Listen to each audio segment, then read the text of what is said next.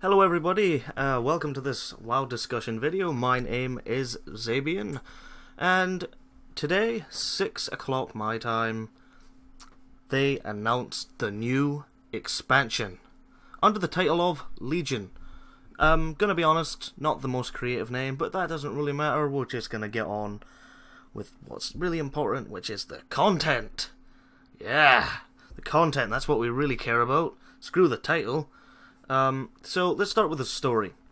The basic story is that the Legion are coming back, and we're also going to be facing a few Night Elf civilizations. Well, what's really left of that?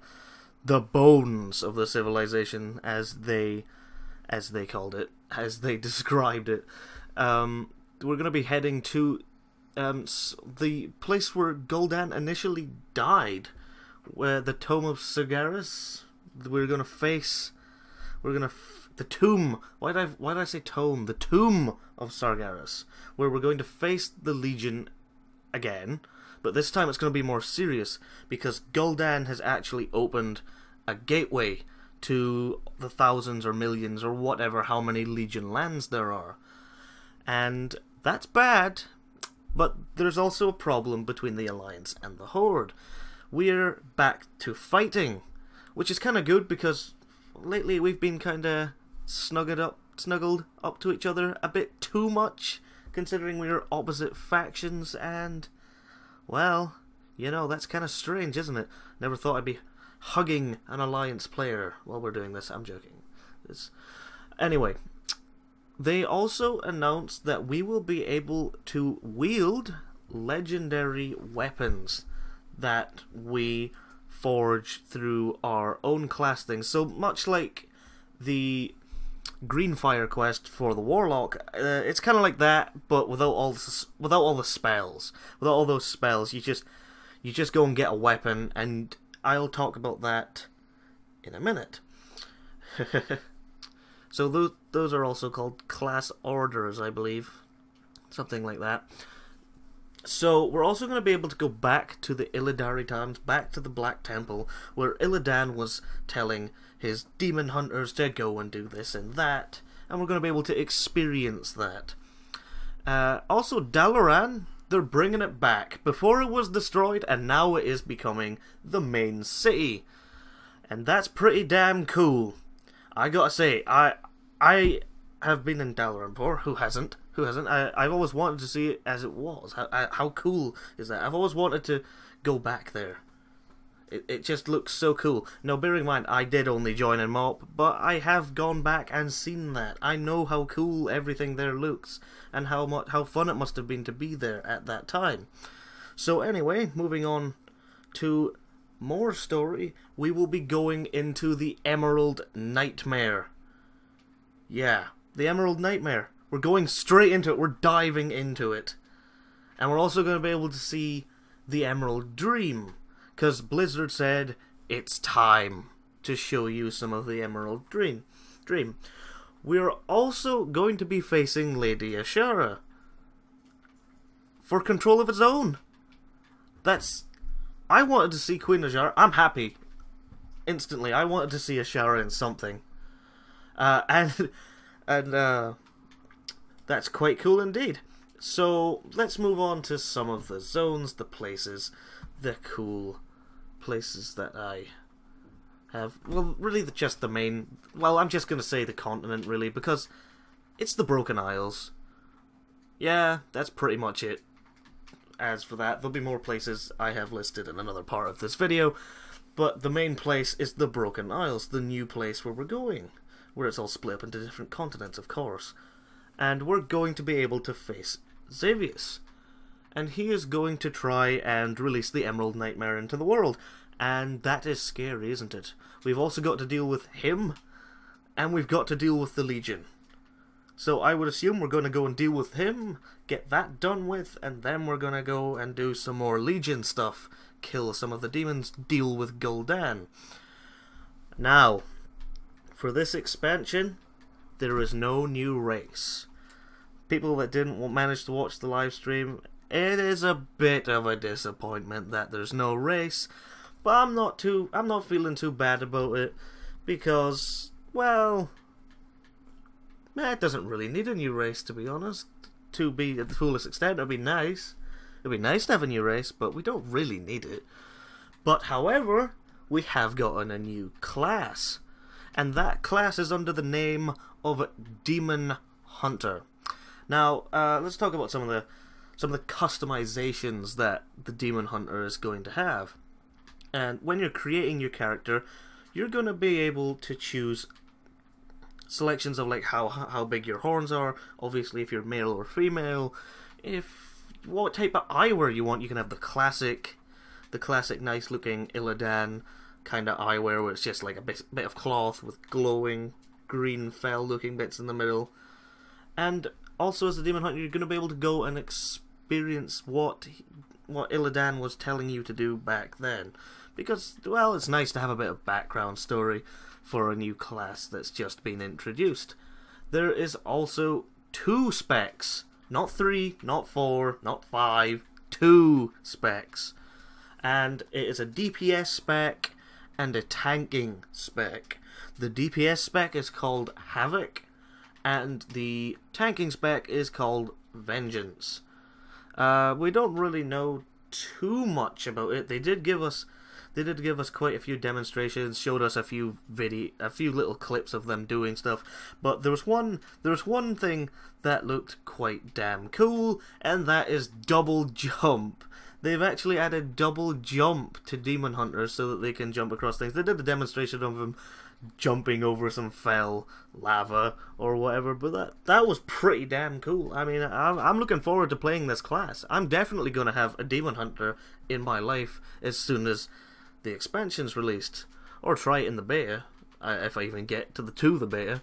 So, moving on to some extra stuff now. There is a new feature coming to World of Warcraft called Artifacts. Well, it's not really called that, I'm just calling it that, and it's Artifact Weapons more descriptively putting it. And basically what you're going to be able to do for each class you have, you're going to be able to gain a legendary artifact weapon, such as Doomhammer for Enhancement Shamans. Wait, was it Enhancement Shamans or was it? No, yeah, and the Ashbringer for Paladins. And then you got the shards of Frostmourne, or no, not Frostmourne, Shadowmourne or something, and they make 2 weapons out of it. It's like one-handed weapons, or was it 2 it doesn't matter. They look so cool. Every weapon looks so cool. And that's not the coolest part. You can have the original model. You can look at it like, oh, yeah, I can have that original one. I can respect it. People are going to respect me for having that the same. Or, if you play enough with them, play enough PvP, etc., raiding, dungeons, you can get artifact power. And this artifact power is going to allow you to customize your weapons. What do I mean by this? What do I mean by customized weapons? How can you do that? Well, you can actually change color a bit. You can change what it looks like. Like, you can change the Ashbringer, so it has flames coming out of it. And also, actually, what looks like it's kind of a Death Knight version, because it's got like, it's like kind of like a runic kind of version with all that dark blues and etc. And it also has pretty powerful visuals. You can also unlock nice traits for it, and that's pretty cool too. I mean, a weapon with traits? It's damn cool. So this, to me personally, this makes me feel like a hero. This seems to be the point of this. This makes me feel like I am actually a powerful source of... a powerful being in the World of Warcraft. This makes me feel special, because you can customize this weapon now. It's not like everyone's going to be running around with the same damn thing, because you can unlock things to add to it. And I love the sound of this. Of course, there is some controversy between we should actually believe some of these things, but I'm going to give them a foothold for now. So, class orders. That's how you're going to get your weapons, basically. that's pretty much it. You're gonna do like what, a quest chain, a scenario, something like that, and you're gonna earn your weapons. And also, the Alliance and the Horde, they're fighting. They're fighting a lot. They're not going to help you. They're not going to help each other. So the way that this is working is it's actually classes that are all working together rather than factions. The factions are still separate, they're still fighting, but the classes are working together. For example, you're going to have your own building for, there's going to be a paladin building, there's going to be a rogue building, there's going to be a demon hunter building, there's going to be a death knight building, and so on and so on. You're going to have your own stuff. And that's kind of cool. It's pretty damn nice. I mean, we've never had anything like that. That's certainly new. Warlords of Draenor can piss off. I want this in the game now. So, they can take my money. I mean, as soon as I heard Ashara, I was like, hell yeah. Oh yeah. Obviously, that's further on in their stream, but I was just waiting to hear it at some point. So, they've introduced something quite nice. A new honors system. A new honor system. And let's go quite... They went quite in depth about it. They're changing quite a bit. There is now honor ranks. So you can go up levels in your honor system. So let's compare this to a game like Call of Duty. You go up in your ranks, you get to level 50, and then you have the option to prestige.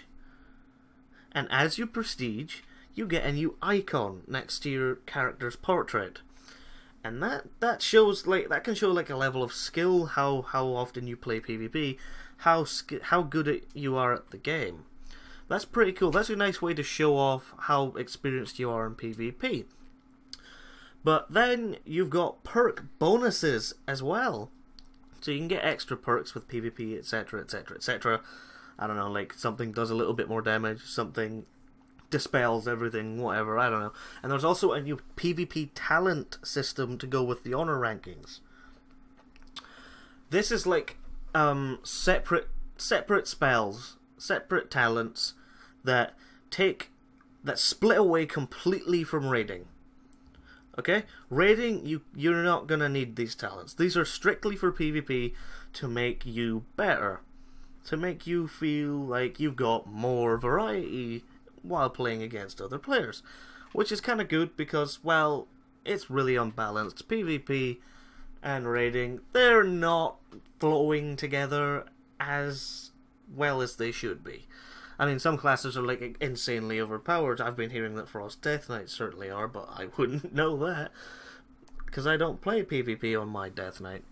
They're also going to try and make it so that there's going to be a bit of balancing between item levels and PvP. So yeah, you can have your item level 700 gear, but a guy with 620 can get scaled up to the highest, so everyone kind of gets there, or etc, etc. And that kind of balances it out, because I know on Battlegrounds, when I'm playing on my Warlock, which is probably the gameplay I used behind this, I was failing extremely bad. Partly because I don't play PvP enough, and partly because I don't have good gear. Probably mostly because I don't have good gear and I can't manage to do insane amounts of damage like everyone else was doing to me. When I tried to run away, I could see my health bar funneling down and then I just die. I wasn't enjoying that very much, but So, PvP is going to get its own unique artifacts as well to go with everything else. They're going to get that. So, like, you get your normal artifacts that you can earn. Normal ones. It's pretty straightforward. You get your normal artifacts, then you get the PvP one. I think there's like one from each class gets. There's just one special one, and then they said it was like it's going to be like a dark kind of version because it's PvP. It's kind of shady-ish. Yeah. So that's really just an extra thing to add to PvP. So, champion. What's the champions going to do? Remember those followers from your garrison who would go and do everything for you? Well, now there's going to be less of them. and it's not going to be so much like an army at all. And it lets them. They gave a great example. Okay, think of Knights of the Round Table. They're all equal. They work together as a team to get things done. They discuss tactics, etc., etc., etc.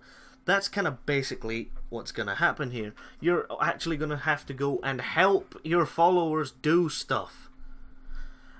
So, that's way better than sitting in your garrison and clicking a button and they all do it for you. Then you wait 2 hours, they come back with like 200 gold. And then you do that throughout the rest of your day, maybe logging in just once, doing that for 2 minutes, logging out. That's boring. Okay, that's gone. That's gone. That's different. There's also going to be more interaction with the world, so it's not all going to be like fucking Facebook games. Finally! After a year of being Warlords of Draenor, the garrison command table is boring. And in my mind, it kills when you have to sit there and pretend you're on Facebook. And I'm not a fan of Facebook games, okay? I don't really count them as games, per se. So, that bored me so much, to the extent that I just wanted to, I don't know, just quit WoW at some points. But I wasn't going to, because I still like the game, and I'm trying to put up with it. So I'm filling the void with gold, basically. So, now let's talk about dungeons and raids. What are going to be there's something that Blizzard, I was so happy when they said this.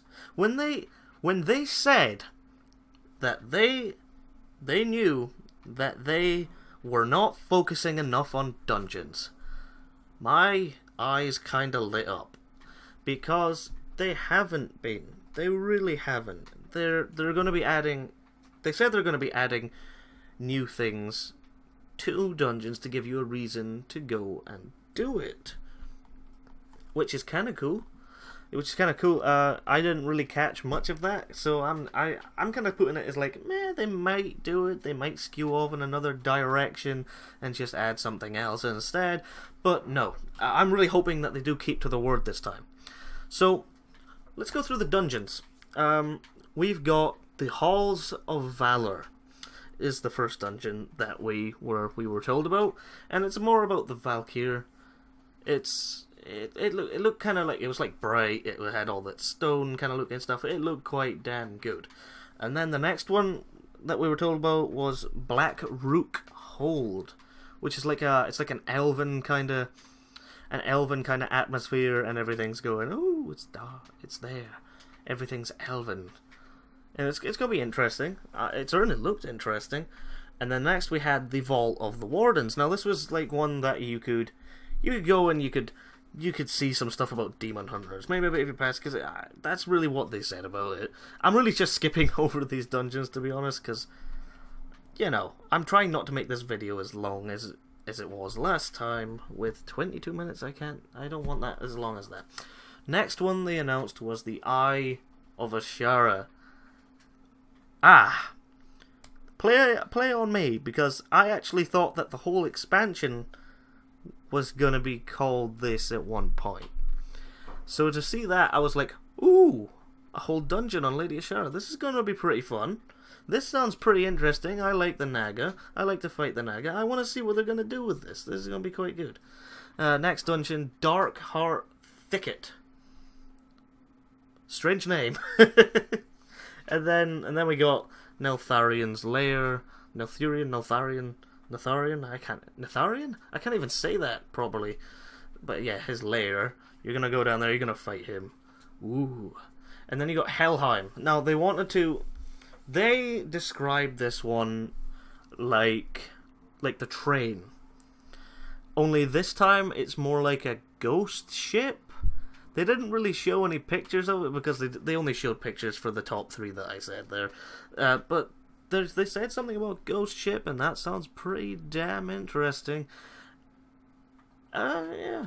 And then we go on to Suramar City. So, this one also sounds pretty nice.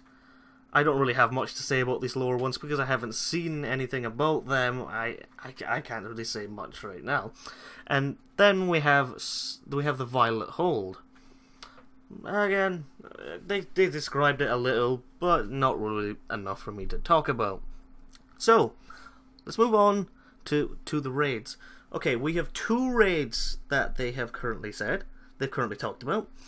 And the first one is the Emerald Nightmare. And this raid consists of 7 bosses, with your main bosses being Prince Sargeras and Zabian. You're going to be facing off against them in this raid. Yeah, that's again it's a pretty nice concept. I want to see what they're going to do with this. They didn't show too much. They didn't talk about it extensively because, you know, this is only reveal. They're not going to like go, oh, we have all the bosses complete. You can see this and that and this and that and this and that. No, they're not going to have that done. But the second raid is called Sargeras Palace. So we had a dungeon called Sargeras City. Now we've got Sargeras Palace, and this raid consists of 10 bosses, and is the home of the Nightwell. Was a nice little note that they wanted to add. And this is where we finally deal with Gul'dan. So he survived Hellfire Citadel by going through the portal back into the Twisting Nether, and now he's back. He came back, he did some bad stuff at the Tomb of Sargeras. We faced him there, and now we've come to Sargeras Palace, where we're finally going to defeat him, and he's going to become no threat anymore. He's gone, he's dead. This is the end of Gul'dan. Thanks for coming into my video. I hope you enjoyed it thoroughly. If you did not, then leave a comment as to why you didn't enjoy it. But if you did enjoy it, please give a like, a nice comment as well, maybe a discussion comment so I can go ahead and reply to you, and subscribe if you want to see more of my videos. But as for the rest of your day, I hope you enjoy it. Thanks for watching.